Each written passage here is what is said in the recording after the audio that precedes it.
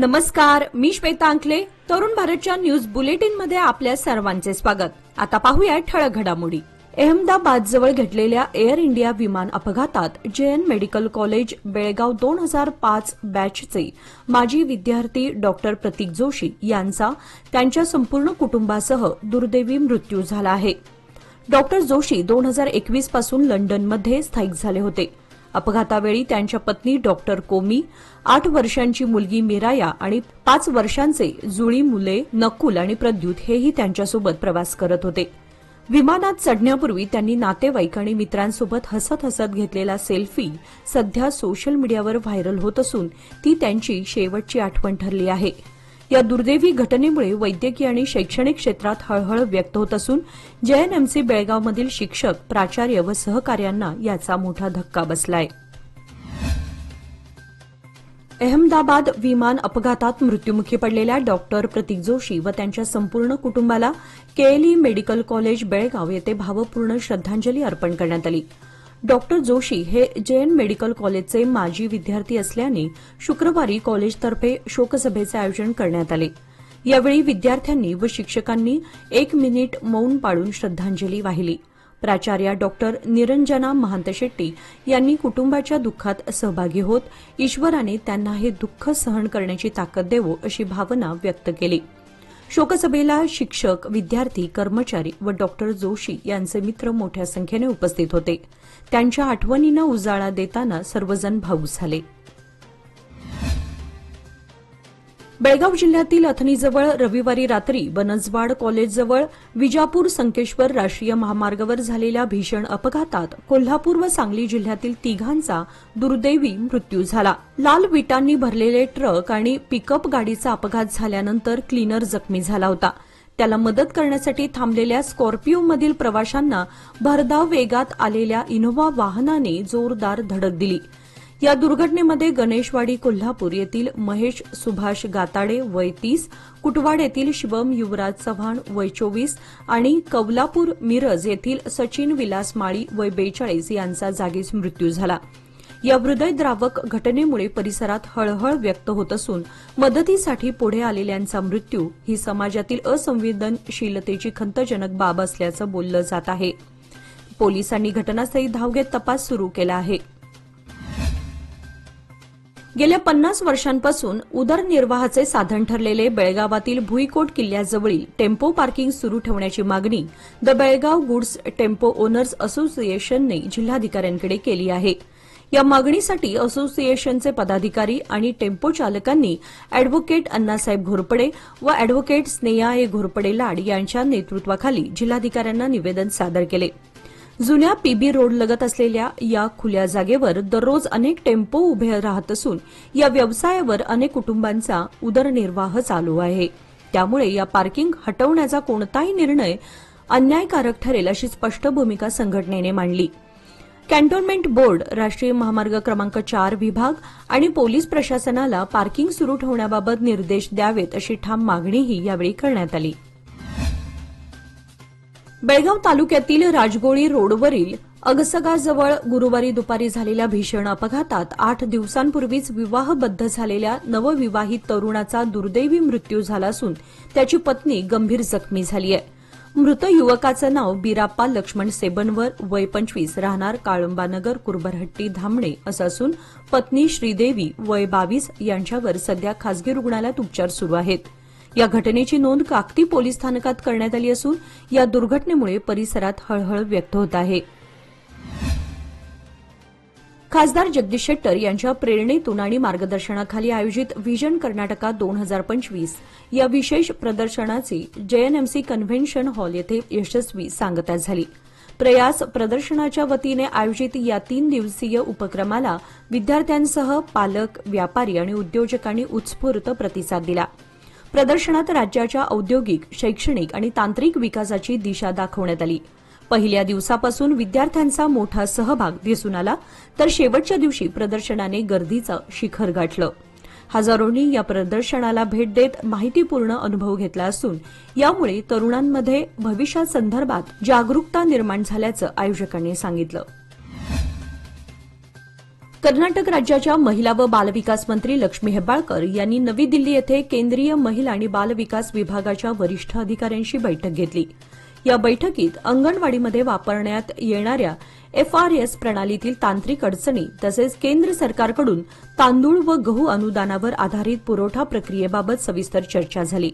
यावेळी केंद्रीय विभागाचे सचिव अनिल मलिक, अतिरिक्त सचिव प्रीतम यशवंत, विशेष कर्तव्य अधिकारी ज्ञानेश भारती, निचल BH आणि सचिव श्यामला इक्बाल उपस्थित होते.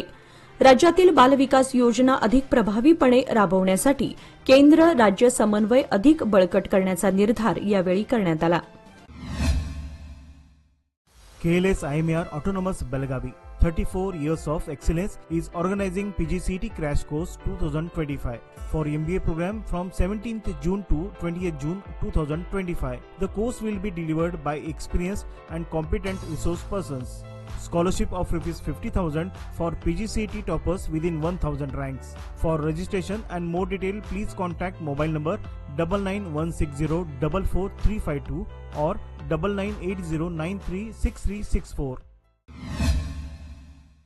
पावसाळ्याच्या पार्श्वभूमीवर बेळगाव महानगरपालिकेच्या सार्वजनिक बांधकाम स्थायी समितीची बैठक शुक्रवारी पार पडली. या बैठकीत शहरातील नाले, गटारे, रस्त्यावरील खड्डे आणि सांडपाण्याच्या समस्यांवर सखोल चर्चा करण्यात आली. काही ठिकाणी स्वच्छतेचे काम अपूर्ण असल्याचे निदर्शनास येताच समिती अध्यक्ष जयतीर्थ सौदत्ती यांनी संबंधित अधिकाऱ्यांना तातडीने कामे पूर्ण करण्याचे निर्देश दिले. 15 ते 20 प्रभागांमध्ये रस्त्यांवर लाईट नसल्याच्या तक्रारींची दखल घेऊन त्या ठिकाणी विजेचे खांब बसवण्याचा निर्णय घेण्यात आला. बैठकीदरम्यान काही अधिकाऱ्यांच्या अनुपस्थितीवर संताप व्यक्त करण्यात आला.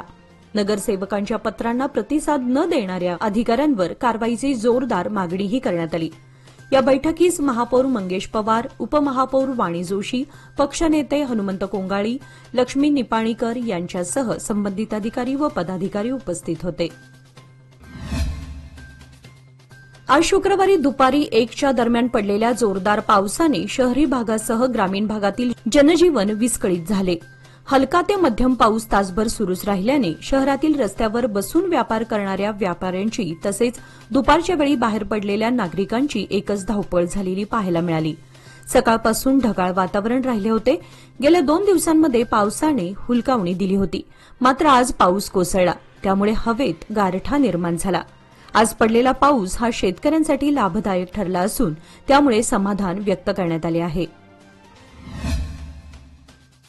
गोवा, महाराष्ट्र आणि कर्नाटक या तीनही राज्यांना जोडणाऱ्या मुख्य मार्गावरील रामनगर बसस्थानक सध्या गंभीर समस्यांनी वेढलं आहे. शेकडो बसेस आणि हजारो प्रवाशांची रोजची वर्दळ असलेल्या या बसस्थानकातील शौचालये ड्रेनेज जाम झाल्यामुळे बंद ठेवण्यात आली आहेत. परिणामी महिलांना व ज्येष्ठ नागरिकांना मोठ्या गैरसोयींना सामोरं जावं लागत आहे. त्याचबरोबर परिसरात प्लास्टिक आणि इतर कचऱ्याचा साठा असून दुर्गंधीमुळे आजार पसरण्याचा धोकाही वाढलाय. प्रशासनाने स्वच्छतेकडे दुर्लक्ष केल्याचा आरोप प्रवाशांकडून करण्यात आला असून समस्येवर तातडीने उपाययोजना न केल्यास आंदोलन छेडण्याचा इशारा काही सामाजिक कार्यकर्त्यांनी दिलाय. प्लॅस्टर ऑफ पॅरिसच्या गणेश मूर्तींवरील वादावर महाराष्ट्रात उच्च न्यायालयाने स्पष्ट निर्णय दिला असून लहान आकाराच्या मूर्ती तयार करण्यास परवानगी देण्यात आली आहे. मात्र या मूर्तींचे विसर्जन नदी, समुद्र किंवा विहिरीत करण्यावर बंदी कायम राहणार आहे. या निर्णयामुळे महाराष्ट्रातील मूर्तिकारांना दिलासा मिळाला असला तरी कर्नाटकात अजूनही या मुद्द्यावर सरकारकडून कोणतीही स्पष्ट भूमिका घेण्यात आलेली नाही. बेळगाव शहर व तालुक्यातील मूर्ती विक्रेत्यांमध्ये त्यामुळे मोठा संभ्रम निर्माण झालाय. मोठ्या प्रमाणावर भांडवल गुंतवून तयार केलेल्या POP मूर्तींवर जर बंदी आली तर व्यवसाय धोक्यात येईल अशी भीती मूर्तिकारांनी व्यक्त केली आहे. दरवर्षी गणेशोत्सव जवळ आला की अचानक कारवाई होत असल्यानं मूर्तिकार आणि उत्सव मंडळांना अडचणींना सामोरं जावं लागतं अशी तक्रारही त्यांनी केली आहे. शहरामध्ये कृत्रिम तलावात विसर्जनाची व्यवस्था असल्यामुळे प्रदूषण होत नाही असंही त्यांचं म्हणणं आहे. महाराष्ट्राप्रमाणे कर्नाटक सरकारनेही तातडीने निर्णय घ्यावा अशी मागणी मूर्तिकार आणि सार्वजनिक गणेशोत्सव मंडळांकडून करण्यात आली आहे.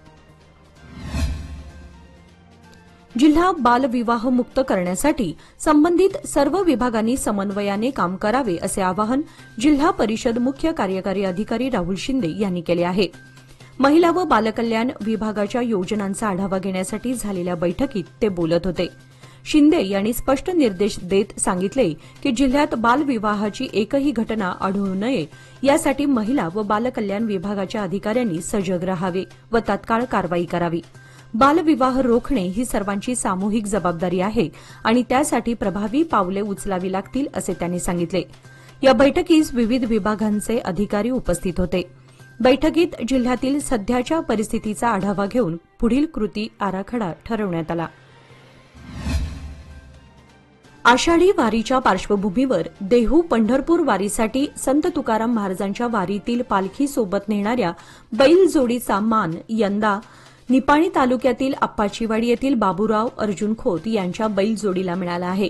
संत तुकाराम महाराज देहू संस्थान पुणे यांच्यातर्फे पालखी वाहण्यासाठी नवीन बैलजोडी खरेदी करण्याचा निर्णय घेण्यात आला होता.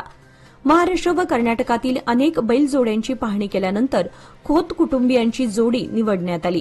या आनंदानिमित्त गावातून मिरवणूक काढण्यात आली आणि बैलजोडीचे ठिकठिकाणी पूजन करण्यात आले.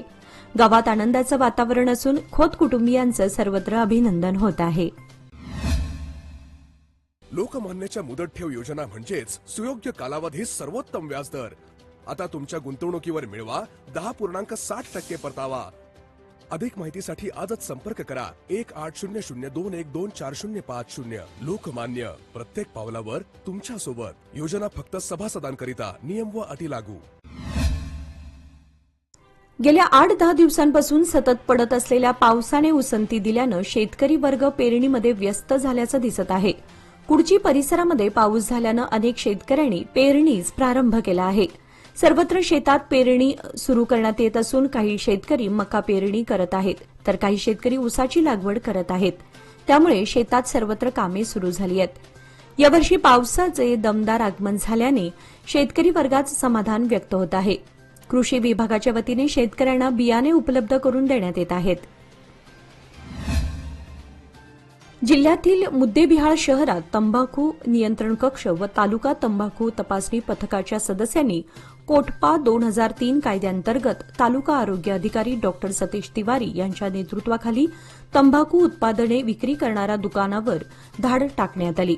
शहरातील बसवेश्वर चौक ते आलमट्टी रस्ता तसेच मुख्य बाजारपेठेतील रस्त्यांवर असलेल्या पान शॉप्स व हॉटेल्सना इशारा देऊन तपासणी करत दंड आकारण्यात आला. या धाडीमध्ये नागरिकांना तंबाखू सेवनाचे दुष्परिणाम याबाबत माहिती देण्यात आली. तंबाखू उत्पादने विकणाऱ्यांकडून दंड वसूल करण्यात आला. कोटपा 2003 कायद्याअंतर्गत 10 प्रकरणे नोंदवण्यात आली असून 3,700 रुपये दंड वसूल करण्यात आला. कायद्याच्या कलम 4 व 6 अंतर्गत फलक लावण्यात आले असून तंबाखू उत्पादने संबंधित जाहिरात फलक हटवण्यात आले. कारवाईमध्ये अंमलदार BS तडकल, गृहरक्षक शरणू हेब्बाळ, वरिष्ठ आरोग्य निरीक्षक यल्लप्पा चलवादी, आरोग्य निरीक्षक MS गौडर, RS सज्जन, इस्माईल वालीकार, नगर परिषद कर्मचारी व आशा कार्यकर्त्या सहभागी झाल्या होत्या. मृग नक्षत्राचा पाऊस सुरू होऊन 4 दिवस झाले. आजपर्यंतच्या इतिहासातून नक्षत्रात असा पाऊस कधीच झाला नव्हता. पण दिनांक 12 रोजी कारदगा येथे बेंदूर सणादिवशी झालेला ढगफुटी सदृश्य पावसाने ओढे, नाले, रस्ते, शेती आदी भागामध्ये पाणीच पाणी झाले. मृग नक्षत्रात ढगफुटी सदृश्य पावसाने झालेले नुकसान पाहता पुढील काळात पावसामुळे निर्माण होणारी दैना कशी सहन करायची असा सवालही उपस्थित केला जातोय.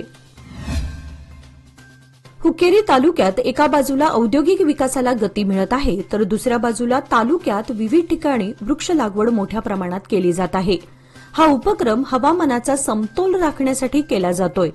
2025-26 या वर्षात हुक्केरी तालुक्यात 3 लाख रोपांची लागवड करण्यात येणार असून त्यासाठी नागरिकांनी सहकार्य करावे व जागृती करावी असे आवाहन वन विभागाच्या वतीने करण्यात आले आहे. याचबरोबर आजचे बातमीपत्र इथे संपले.